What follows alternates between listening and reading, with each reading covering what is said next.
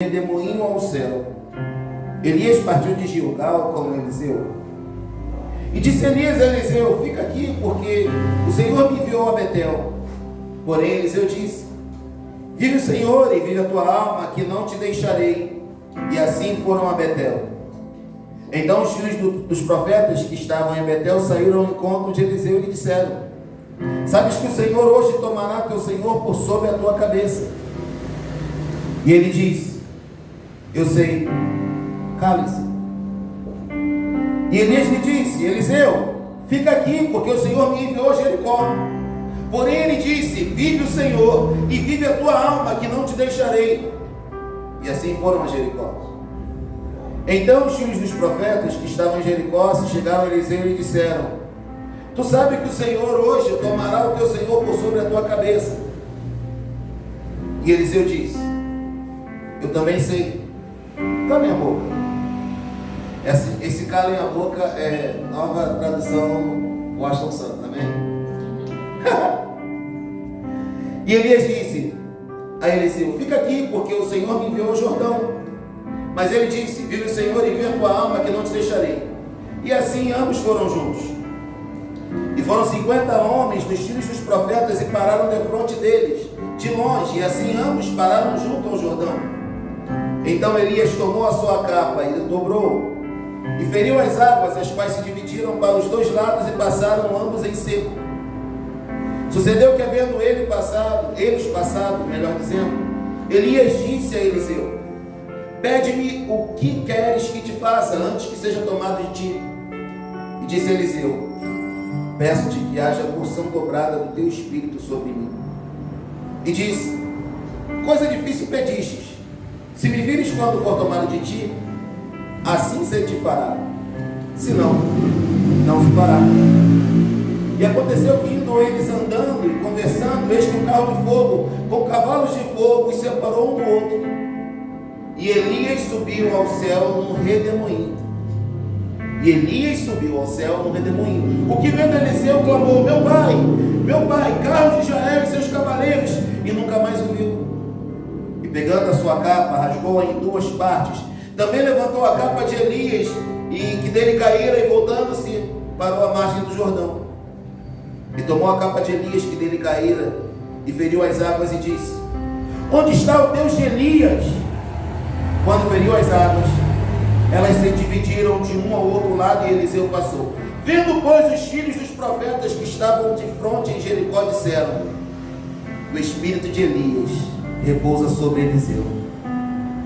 E vieram-lhe ao encontro e se prostraram diante dele em terra. Pai, em nome de Jesus, neste momento eu consagro a minha vida nas tuas santas e poderosas mãos. Senhor, fala ao coração do teu povo. Enquanto o Senhor usa meus lábios, o Senhor usa a minha vida. Que o teu povo seja alimentado naquilo que tu tens para cada um nesta manhã. Nós te agradecemos pela tua presença e pelos teus ensinamentos nesta manhã. Em nome de Jesus nós te agradecemos, amém. E graças a Deus. Você pode se sentar dando glórias a Deus. Você que está nos assistindo pela rede social, por favor, multiplique aí, compartilhe esta mensagem. É só clicar nesse aviãozinho e outras pessoas receberão esta palavra.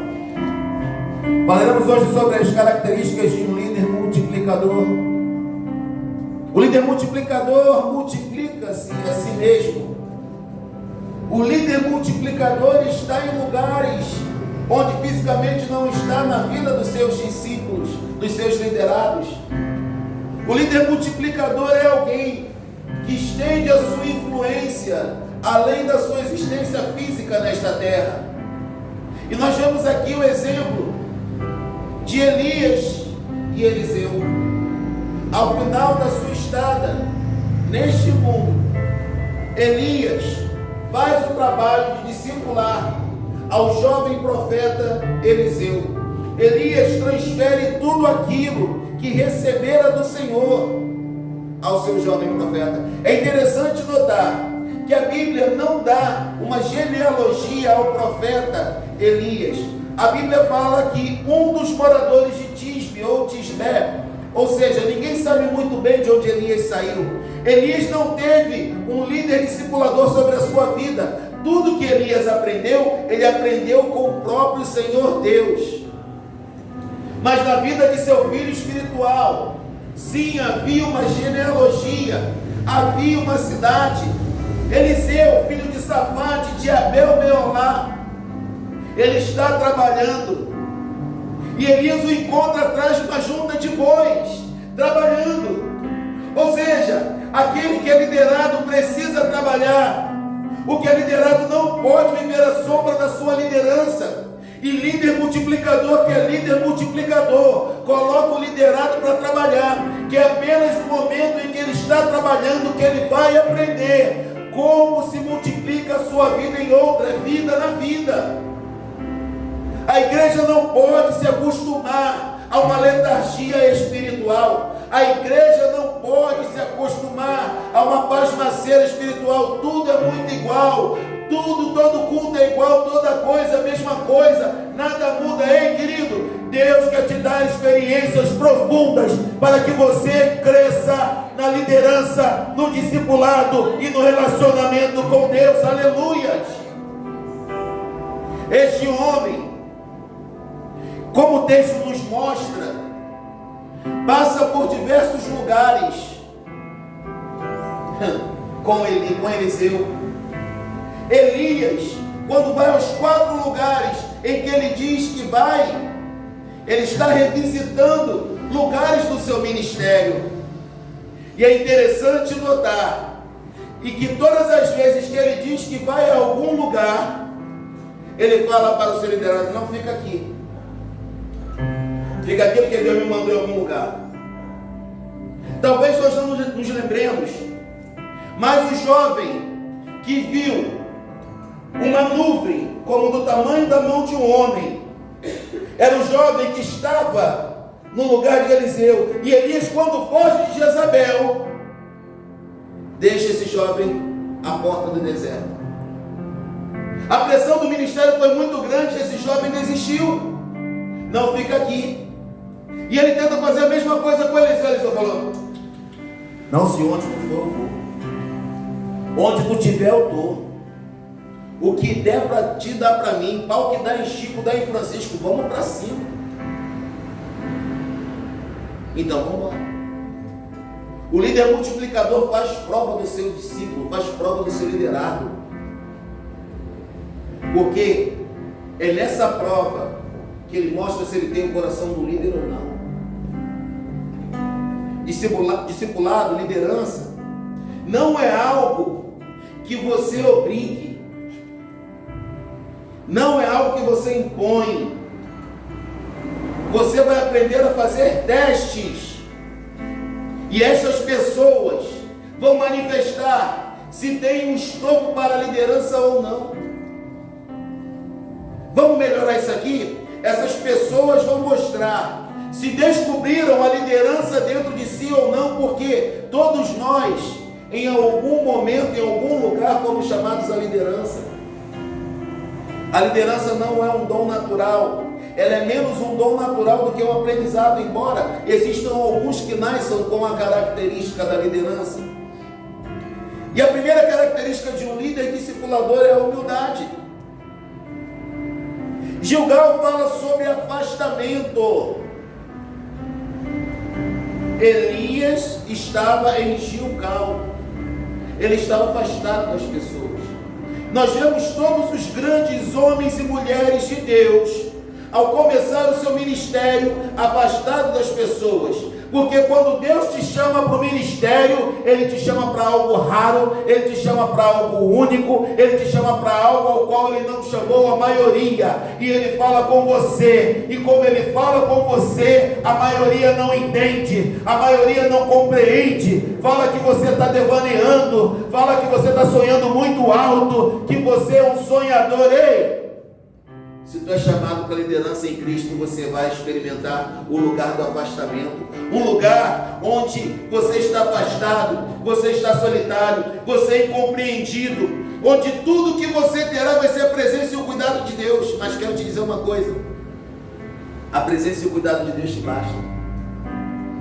A minha graça te basta, porque o meu poder se aperfeiçoa na tua fraqueza. Aí Paulo diz: de boa vontade então me alegrarei nas fraquezas, nas injúrias, nas calúnias, nas necessidades, nas infâmias, por amor a Cristo. Por quê? Porque quando eu sou fraco, querido, é aí que eu sou forte. Ei, querido, a tua fraqueza está manifestando o poder de Deus na sua vida. A tua fraqueza está fazendo Jesus crescer em você. Não se volte daquilo que Deus te chamou. É na tua fraqueza que Cristo vai crescer. Muitas vezes, todos nós achamos que estamos afastados daquilo que Deus tem para nós. Meu Deus, será que é isso mesmo? Ei, querido, não tenha dúvida. A voz de Deus é inconfundível. Se Ele te chamou e acabou. Se Ele não te recolheu desta terra, é porque Ele ainda tem muita coisa contigo aqui. A humildade deste homem fez ele entender que o afastamento, o isolamento é a maior dádiva que o líder pode receber da parte de Deus. Por isso que o profeta Oséias diz: eis que eu a atrairei ao deserto, e ali eu falarei ao seu coração. Deserto é lugar de encontro com Deus. Deserto é lugar onde os nossos truquinhos espirituais não servem de nada. Já reparou que você ora e faz campanha de oração e jejua, e tudo que você recebe de Deus é silêncio? O nome disso é deserto. Mas é engraçado que neste lugar de silêncio, nesse lugar de solidão, neste lugar de isolamento, é onde a presença de Deus mais se manifesta na sua vida. E ali você conhece um Deus que você não conhecia antes. Você conhece um Deus que te faz operar nos dons. Você conhece um Deus que você impõe a mão a uma pessoa e a pessoa é curada. Você conhece um Deus que você ora e você vê o resultado da sua oração acontecendo. Mas no deserto não tem resposta. No deserto normalmente não tem milagre. O milagre é a presença de Deus. E a gente quer reclamar dos desertos da vida. Ei, querido, o deserto é terapêutico. A gente necessita dos desertos da vida. Porque sem os desertos da vida a gente não cresce em relacionamento com o Senhor. Mateus 4,4, Jesus é batizado, o Espírito Santo desce sobre Jesus com forma corpórea como de pomba. E quem que diz a palavra? O Espírito Santo leva Jesus ao deserto para quê? Para ser tentado pelo diabo. Entenda uma coisa, muitas vezes a melhor maneira de você se relacionar com Deus é por meio de uma tentação, é por meio de uma aflição. As aflições superabundam na minha e na sua vida. Parece que não vai dar, a gente não consegue. Aí tem um versículo que me enche de esperança, me enche de Deus. Romanos capítulo 8, versículo 18. Porque para mim, eu tenho por certo que as aflições deste tempo presente não vão se comparar com a glória que em nós há de ser revelada. A tua aflição está trazendo glória de Deus para a tua vida. Não desista, não pare. Deus está trazendo a glória dele para a sua vida. Aleluias! E foi isso que o líder multiplicador Elias trouxe sobre a vida de Eliseu. Você vai se afastar, mas também depois ele diz: olha, fica aqui. Por quê? Porque agora eu vou a Betel. Betel, a casa de Deus. O significado de Betel é a casa de Deus. Ei, querido, é na casa de Deus que você vai aprender e ser lapidado. É na casa de Deus que você vai encontrar pessoas que dizem ser cristãos e não dão testemunho de cristãos. É na casa de Deus que você vai aprender a ter paciência, você vai aprender a ter amor, você vai aprender a ter domínio próprio. Porque muitas vezes na casa de Deus a gente quer tomar o sangue de alguns de cada dia. Ou só eu que tenho vontade disso? Só eu que tenho vontade de... Não, é em Betel, querido, é na casa de Deus.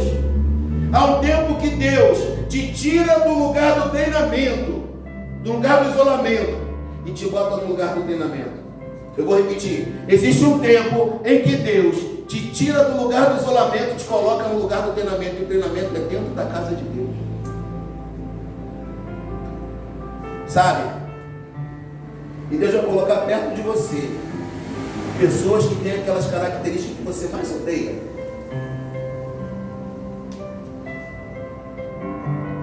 Deus vai colocar um monte de hipócrita perto de você se você detesta hipocrisia. Deus vai colocar um monte de fofoqueiro perto de você se você detesta fofoca. Muitas vezes o lugar do treinamento é a casa de Deus. Por que você acha que 785 mil vezes você já teve vontade de sair do seu lugar onde você mora, de você sair do trabalho que você faz, de você abandonar tudo? Muitas vezes você faz coisas que você não quer fazer. Um líder multiplicador entende que por amor a Cristo, muitas vezes ele tolera pessoas, ele faz coisas que ele não quer fazer e ele engole, como diz o ditado popular, muito sapo. Só o Espírito Santo pode nos dar graça quanto a isso, irmãos. Só o Espírito Santo. E aí os filhos dos profetas por 2 vezes: olha, Elias vai ser tomado sobre a sua cabeça. 50 machos sem fazer nada, uma cambada de fofoqueira. Diz que mulher é fofoqueira, né? Mas para um monte de homem parado sem ter o que fazer, tu vai ver o que é fofoca. Ai, Elias vai ser tomado de sobre a sua cabeça, sabia? Eu sei, cala a boca. Eu sei, não te perguntei nada. Por quê? Porque o líder, ele está preocupado na missão dele, não está preocupado com a vida dos outros. Foi por isso que Deus aproximou Elias de Eliseu. Porque Deus já havia falado: olha, você vai colocar Eliseu como profeta no teu lugar. Então o líder multiplicador, que é líder multiplicador, não está preocupado com as falhas e os erros de outras pessoas. Sabe por que Deus permite que eu e você conheçamos as falhas e os erros de outras pessoas? Não é para a gente falar mal, não é para a gente denegrir a imagem dessas pessoas, é para que a gente interceda, é para que a gente cuide, é para a gente seja um instrumento de transformação na vida dessas pessoas. E o povo não entendeu isso. O povo não entendeu isso por quê? Porque o ser humano gosta de saber das coisas. Para quê, pastor? Para falar assim: olha, a minha situação é melhor do que a dela. Eu estou mal, mas eu não estou tão mal assim. Logo, aquilo que eu sou, eu vejo nos outros. A minha preocupação não é resolver a minha vida, é falar mal da vida alheia. Sempre que você vê alguém falando mal da vida de uma outra pessoa, ela está escondendo as falhas que existem nelas. Simples assim. Daí Rose, que pode falar melhor do que eu, existe um fenômeno psicológico chamado espelhamento. Nós só conseguimos ver nas outras pessoas aquilo que nós somos, para o mal ou para o bem.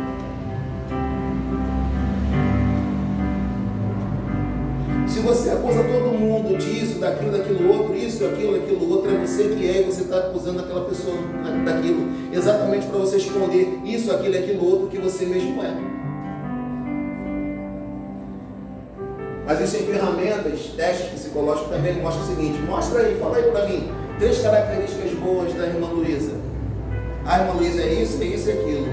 Características boas, legal. Você só consegue ver na irmã Luísa aquilo que você mesmo é. Então é por essas e por outras. Se você não tem nada de bom para falar, talvez aquilo que você esteja vendo de bom na irmã Luísa, aleluias, é aquilo que você deveria trabalhar em você. É aquilo que Deus está mostrando para você, que você já tem dentro de você. Oh, quão bom e agradável é que os irmãos vivam em união. Oh, quão bom e agradável é se nós entendêssemos isso, que aquilo que eu vejo de bom em você, eu replico em mim.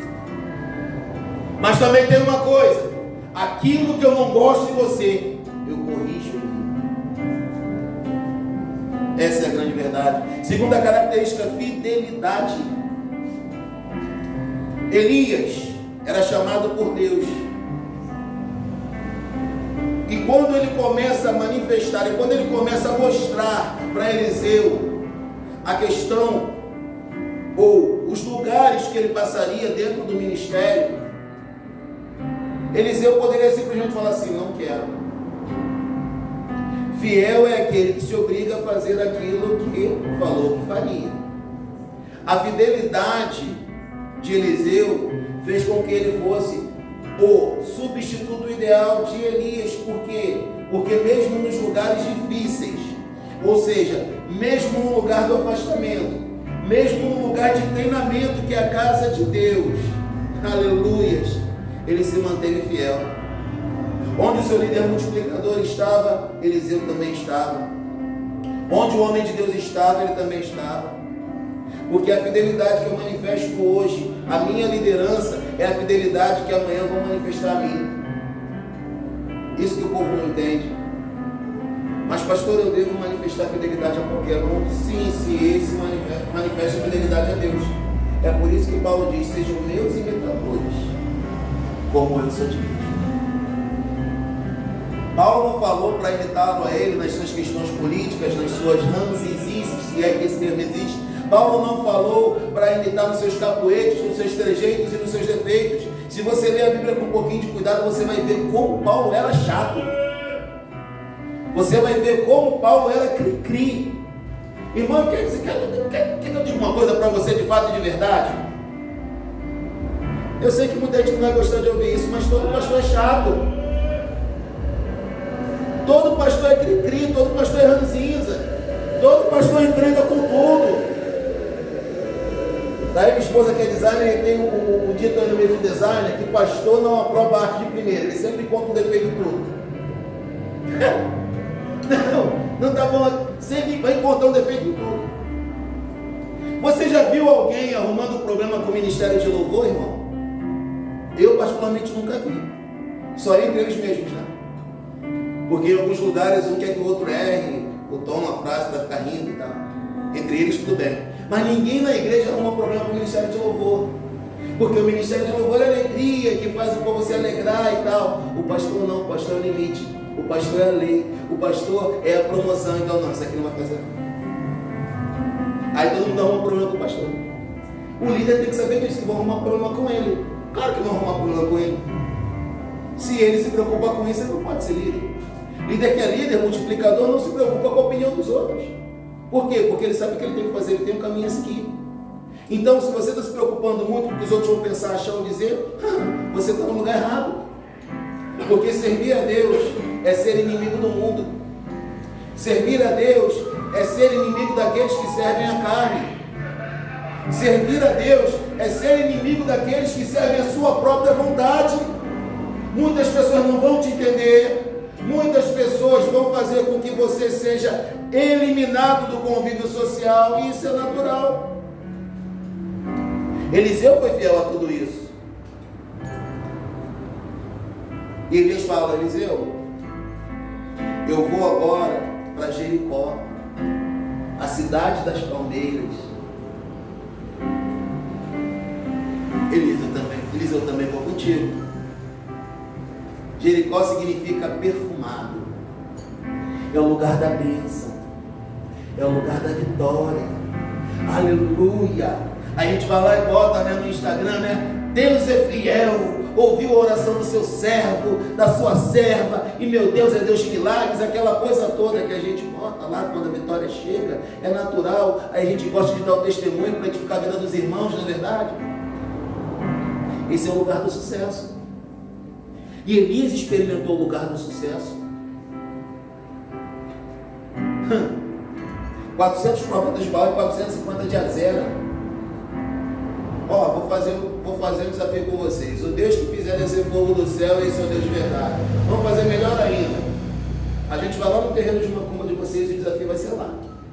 Por que eu estou te falando isso? Porque o Monte Carmelo é o lugar da adoração a Baal. E o Deus de Baal era representado por um falo, por um pênis, porque era o Deus da fertilidade. Então vamos lá em cima, no Monte Carmelo, lá no centro de adoração de vocês, e lá a gente vai fazer o desafio. E a primeira coisa que Elias faz é o quê? Restaura o altar. Deus é um Deus de altares. Deus quer que nós levantemos altares de adoração a Ele. É por isso que muitas vezes Deus pede aquilo que nós mais amamos, como Ele fez com Abraão. Por quê? Porque a nossa adoração passa a ser aquilo que nós amamos, ao invés de ser a Ele. Então fala assim, olha, isso aí que você mais ama, pega o teu filho, o teu único filho a quem tu ama, e lhe entrega no altar. E o altar, daquele texto bíblico de Gênesis, está falando, não é o altar que a gente imagina não, tá? Era um lugar que eles acendiam fogo, ok? Para consumir o holocausto. E Elias repara o altar, e quando ele repara o altar, ele ainda vai além, porque ele tinha convicção daquilo que Deus já falara para ele que ele ia fazer. E ele joga água. Estava faltando água, né? Ele pega e joga água em cima, o fogo lambe aquele holocausto, e aí ele acaba com aquela gracinha ali no Monte Carmelo, e o povo reconhece, só o Senhor é Deus. Mas ele achou que a verbalização do povo dizer que só o Senhor era Deus significava que eles tinham voltado novamente o coração para Deus, e não tinham voltado. Era uma adoração talvez visual ou verbal, talvez por medo de o fogo descer em cima deles, porque eles sabiam exatamente as besteiras que eles estavam fazendo em adorar a Baal e a Zera. Elias experimentou o lugar da fama. Obadias diz, não houve lugar em que o meu Senhor não mandou atrás de ti, não houve reino nem nação.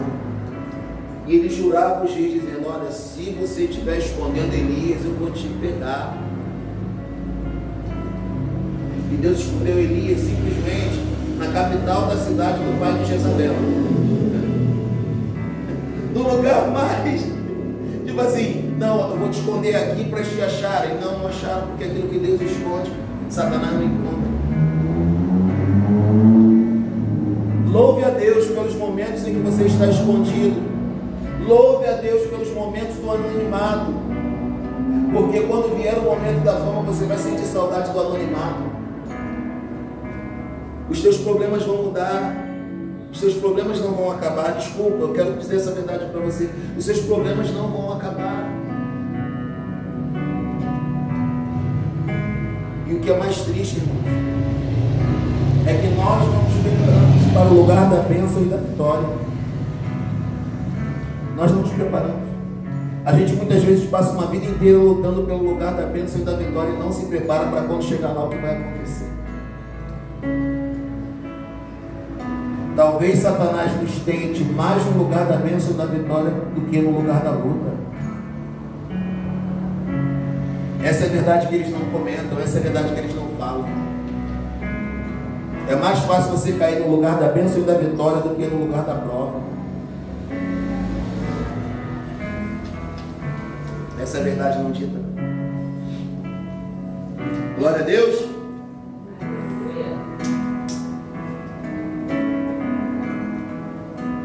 E como é que o líder multiplicador Elias treinou o líder em treinamento Eliseu para isso? Bonito. Agora Deus me mandou lá para o Jordão. Fica aí, que eu vou lá. Não, eu vou contigo. O termo Jordão significa literalmente o lugar daquele que se humilha. Jordão é o lugar da humilhação. O Senhor Jesus somente recebeu o Espírito descendo sobre ele como forma corpórea de pomba depois que ele passou pelo lugar da humilhação. Por quê? Porque ele não precisava vir em semelhança de homem, 100% homem, 100% Deus. Quando ele passa pelas águas do Jordão, aí ele recebe o testemunho público. Esse é meu filho amado, em que me compraram. Se Jesus passou pelo lugar da humilhação, meu irmão, minha irmã, por que nós não vamos passar? Primeiro ele passa por Jericó, mas depois de Jericó, o lugar da bênção e da vitória, tem que ir para o lugar da humilhação, porque quanto mais alto você chegar no ministério, quanto mais alto você chegar na influência, mais você deve se humilhar, porque senão você vai ser presa fácil para Satanás. E digo mais uma coisa: quanto mais alto nós estivermos, mais fácil vai ser a nossa queda, se nós não nos humilharmos. Quanto mais alto nós estivermos, mais fácil será a nossa queda, se nós não descermos. E aquele que desce, escute isso em nome de Jesus, aguça a sua atenção, aquele que desce, não tem mais para onde cair. Parece óbvio, não? Mas a gente não pensa nisso. A gente tem que estar em todo o tempo indo ao Jordão da nossa vida, indo ao Jordão do nosso ministério, indo ao Jordão espiritual. Muitas vezes eu quero gritar, eu quero falar, eu quero debater, e eu sou colérico sanguíneo. Imagina, o olho abre, a narina também, aí fica 2 vezes maior do que já é, né? A potoca. Aí te lembra do Espírito Santo, meu filho, você é isso, isso e isso.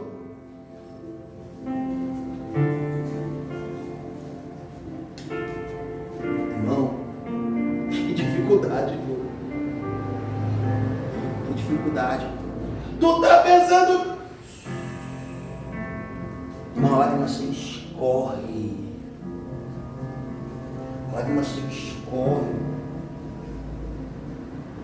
Sabe? Tranquilo.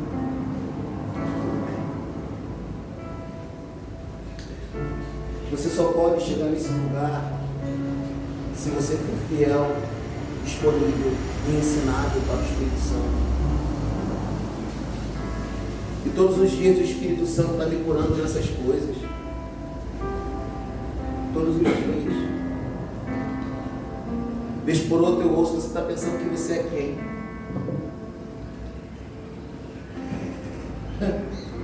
Porque a gente pensa que o nosso talento nos garante muita coisa, né? Tem um livro do escritor americano chamado John Maxwell, o maior treinador de liderança do mundo. É esse cara, John Maxwell, ele é pastor. O título do livro é Talento Não É Tudo. Eu, se fosse você, lia esse livro. Nesse livro ele diz o seguinte: ei, talento é tão barato quanto 1 quilo de sal. Talento você encontra em qualquer lugar. E é verdade. Irmãos, pare e pense. Quando a Bíblia fala da parábola dos talentos, nenhum dos 3 fica sem nenhum talento, pelo menos recebe um.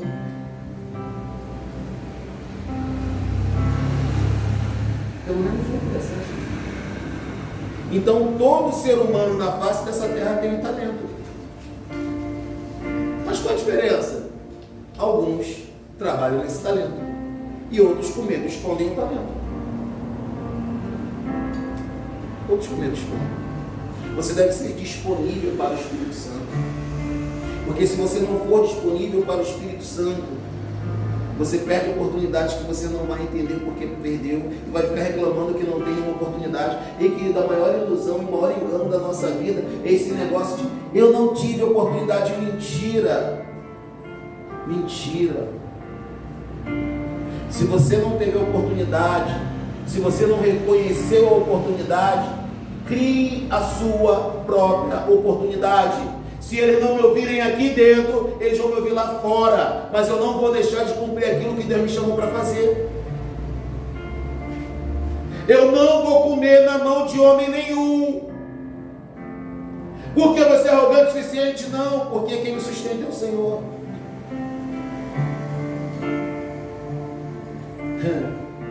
Até os cachorrinhos, Senhor, comem da migalha que cai da mesa dos seus donos. Tu é uma cachorra. Foi isso que Jesus falou para aquela mulher. Eu não vou pegar a comida dos meus filhos e dar para uma cachorra. Desculpa, essa é a verdade. O que o texto está dizendo ali literalmente na mulher Sirofenícia é isso. Tu é uma cachorra. Imagina Jesus chamando uma mulher de cachorra. Porque os Sirofenícios de Canaã, desde aquele vacilo lá de Cã com o pai, que pegou o pai pelado e tal, eram considerados cachorros. E você chamar alguém de cão é um dos maiores desaforos que você pode falar para alguém, segundo o judeu. Jesus fala assim: você é uma cachorra, eu não vou pegar a comida dos meus filhos e vou dar para uma cachorra. Aí ela fala assim: é verdade, Jesus, mas quer saber de uma coisa? Até os cachorrinhos comem da migalha dos seus senhores. Ela pegou Jesus nas próprias palavras dele e falou assim: grande é a tua fé, mulher, vai, seja feito como tu quer. Meu querido, muitas vezes o Espírito Santo vai falar palavras duras e pesadas para você. E se a gente é menininho, ele me chamou de cachorro. Por causa do teu problema emocional que você não tratou ainda, tu perde o milagre, tu perde a bênção, tu perde a vitória. Sempre me perguntei, por que Jesus chamou o traidor de amigo? E o líder da igreja ele chamou de Satanás. Pedro ia ser o próximo líder da igreja, Satanás. Tu acha que é qualquer um que consegue ouvir do seu pastor Satanás? Aí o pastor vai e fala para o cara que ele sabe que trai ele, amigo. Qualquer gente fala por que disso, por quê? Mas o que a gente não entendeu ainda é que existem provas que um liderado vai passar. Mas sabe o que vale a pena, o que é mais gratificante nisso tudo? É quando a gente vê a continuidade da obra. É quando a gente vê homens e mulheres, aleluias, sendo livres do reino do pecado e da morte. É quando a gente participa de cerimônias de batismo, quando pessoas que estavam perdidas e entregues aos vícios, entregues aos domínios das trevas, elas se reconciliam com o Senhor. Elas se arrependem e voltam-se para Deus. Isso é o compartilhar. Vai chegar um momento, está chegando um momento na sua vida, eu quero profetizar, levanta essa mão assim, para tu receber. Vai chegar um momento da sua vida que você vai deixar de ser cuidado para cuidar. Chega na hora de crescer. Quero ser como criança. Dá? Te amar pelo que és. Dá? Se der, vem aí. Vendo, pois, os filhos dos profetas que estavam de fronte em Jericó, disseram: o espírito de Elias repousa sobre Eliseu. E vieram-lhe ao encontro e se prostraram em terra. Queridos, dá para entender que nos dias de hoje dos PGMs, que o líder em treinamento sempre deve andar com o seu líder atual. Na festa de multiplicação, quando a gente multiplicar de um PGM para 2, a caminhada vai ser a mesma. Por que a caminhada vai ser a mesma? Porque onde houve aquele ensinamento de um líder para um líder em treinamento, a coisa vai se multiplicar. A caminhada tem que ser a mesma. Não pode ter duas visões dentro de um mesmo lugar, porque se duas visões é igual a divisão. Não pode haver isso. A luta que todo ministério passa é manter a unidade do povo. O povo tem que ser um. E todos saberão que eu vos enviei a vós, quando vós amardes uns aos outros. Nos versos 11 de 2 Reis capítulo 2, fala sobre o arrebatamento de Elias. Eliseu se tornou o sucessor de Elias. A mesma coisa somos nós hoje como PGMs, onde ao multiplicar, o líder do PGM é enviado e o líder em treinamento se torna o seu sucessor. Só se multiplica PGM em 2 casos, quando você passa pelas 4 fases dele. E dentro de algumas semanas estaremos terminando a fase de edificação e vamos para a fase do evangelismo. Você tem que passar pelas 3 fases para você multiplicar. 4ª fase é multiplicação. E quando você já tem alguém capacitado para assumir aquele PGM, e o líder desse PGM vai para um novo lugar para iniciar um novo trabalho. É isso que a gente não entendeu ainda. Vai chegar o tempo onde você vai deixar de ser cuidado e você vai cuidar. Assim foi com Jesus e os seus discípulos. Assim foi com Jesus e os seus discípulos. Ele escolheu 12. E esses 12 multiplicaram a sua obra. Ele ainda permitiu que um fosse substituído. Por quê?